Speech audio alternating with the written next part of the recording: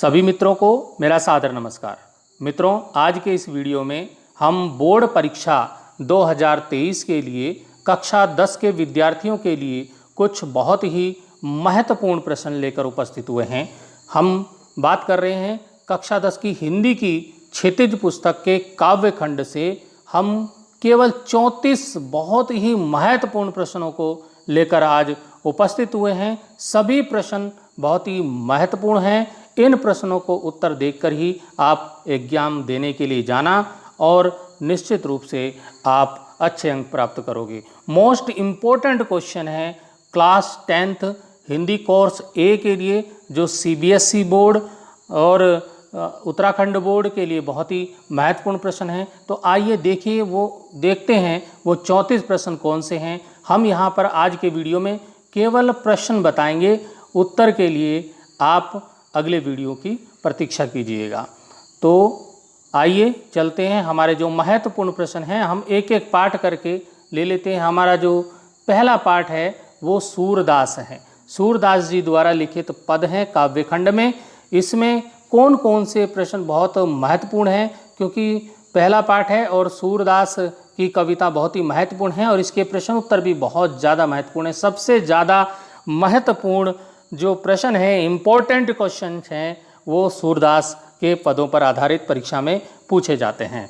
तो मित्रों, जो पहला प्रश्न है वो है गोपियों द्वारा उद्धव को भाग्यवान कहने में क्या व्यंग्य निहित है। बहुत ही महत्वपूर्ण प्रश्न है। प्रश्न 2 है उद्धव के व्यवहार की तुलना किस किस से की गई है। तीसरा प्रश्न है उद्धव द्वारा दिए गए योग के संदेश ने गोपियों की विरागनी में घी का काम कैसे किया। मित्रों, बहुत महत्वपूर्ण प्रश्न हैं, इनको अवश्य तैयार कीजिएगा और तैयार करके ही परीक्षा में जाइएगा। बिना इन प्रश्नों को देखे आप परीक्षा में बिल्कुल मत जाना, इनको जरूर देखना है। मर्यादा ना लही के माध्यम से कौन सी मर्यादा ना रहने की बात की जा रही है, बहुत महत्वपूर्ण प्रश्न है।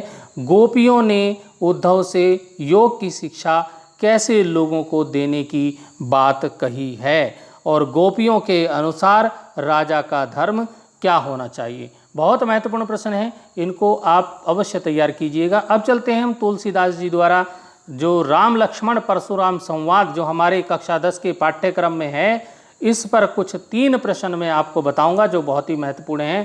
पहला प्रश्न जो बहुत महत्वपूर्ण है, परशुराम के क्रोध करने पर लक्ष्मण ने धनुष टूट जाने के लिए कौन कौन से तर्क दिए।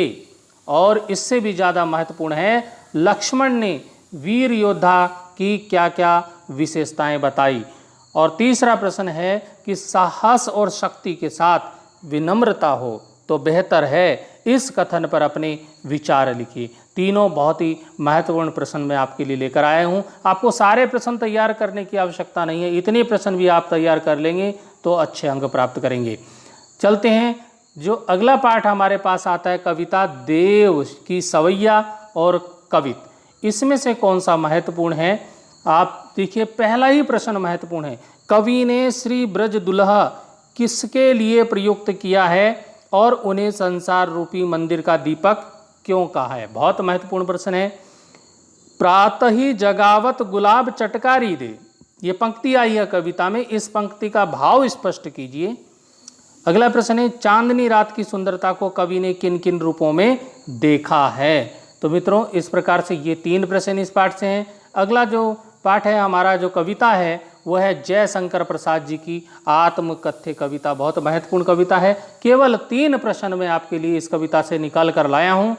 पहला प्रश्न है कि कवि आत्मकथा लिखने से क्यों बचना चाहता है। बहुत ही मोस्ट इम्पोर्टेंट क्वेश्चन, कि कवि आत्मकथा लिखने से क्यों बचना चाहता है, और बहुत ही महत्वपूर्ण प्रश्न है। कई बार परीक्षाओं में आया है, स्मृति को पाथेय बनाने से कवि का क्या आशय है। बहुत महत्वपूर्ण प्रश्न है, इम्पोर्टेंट प्रश्न है ये।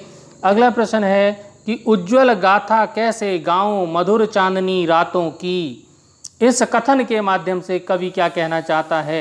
ये कविता की पंक्तियां हैं कि उज्ज्वल गाथा कैसे गाऊं मधुर चांदनी रातों की। इस कविता के पूरे प्रश्न उत्तर, पूरा भावार्थ आप समझना चाहते हैं तो अलग से मैंने इसके लिए वीडियो बनाया है, मेरे चैनल पर उपलब्ध है, प्लेलिस्ट में काव्यखंड में आपको अवश्य मिल जाएगा।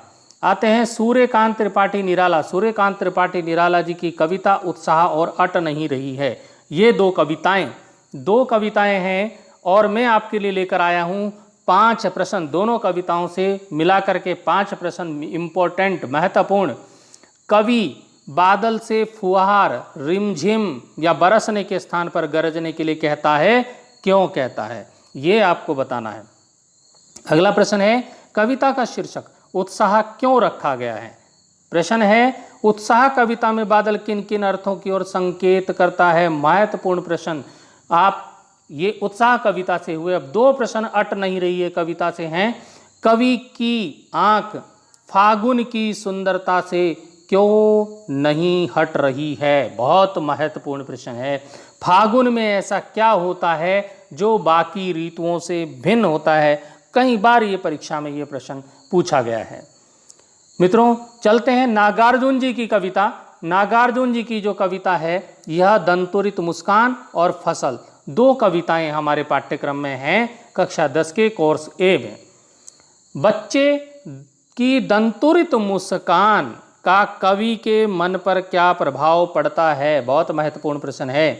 बच्चे की मुस्कान और एक बड़े व्यक्ति की मुस्कान में क्या अंतर है। 2 प्रश्न दंतुरित मुस्कान कविता से और 2 प्रश्न हम लेके आए हैं फसल कविता से। कवि के अनुसार फसल क्या है। फसल को हाथों से स्पर्श की गरिमा और महिमा कहकर कवि क्या व्यक्त करना चाहता है, क्या बताना चाहता है। इन प्रश्नों को आप अवश्य पढ़िएगा, मैं बार बार यही कहूँगा। अगला है अगले जो कवि हैं हमारे वो हैं गिरिजा कुमार माथुर। छाया मत छूना इनकी कविता है।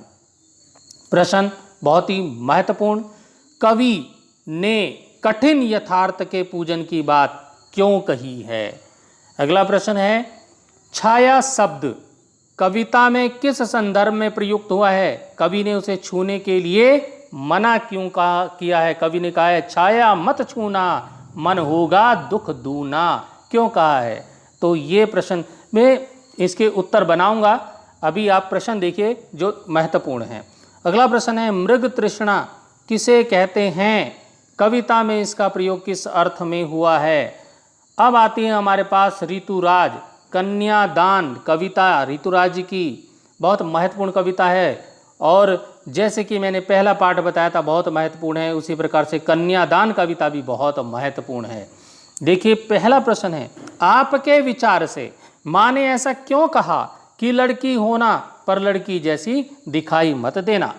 बहुत महत्वपूर्ण प्रश्न है। आग रोटियां सेकने के लिए है, जलने के लिए नहीं। यह पंक्ति आई है उनकी कविता में कन्यादान में।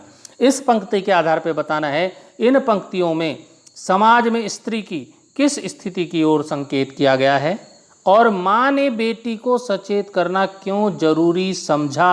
ये कविता बहुत महत्वपूर्ण है। इस आजकल के परिदृश्य को देखते हुए ये कविता ज़्यादा महत्वपूर्ण हो गई है, तो इस पे विशेष ध्यान आपको देना है।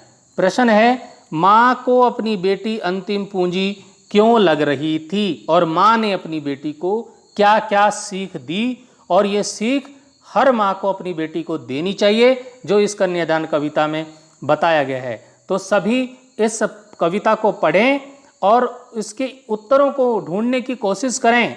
मैं भी आपको अलग से एक वीडियो बना करके इन सभी प्रश्नों के उत्तर दूंगा। समय आने पर ये आपके बोर्ड परीक्षा के लिए बहुत ही महत्वपूर्ण होने वाले हैं। अभी जो हाफ ईयरली एग्जाम होने वाले हैं, अर्धवार्षिक परीक्षाएं होने वाली हैं, उनमें भी इन प्रश्नों को तैयार करके जाइएगा, आपको फ़ायदा होगा, लाभ मिलेगा।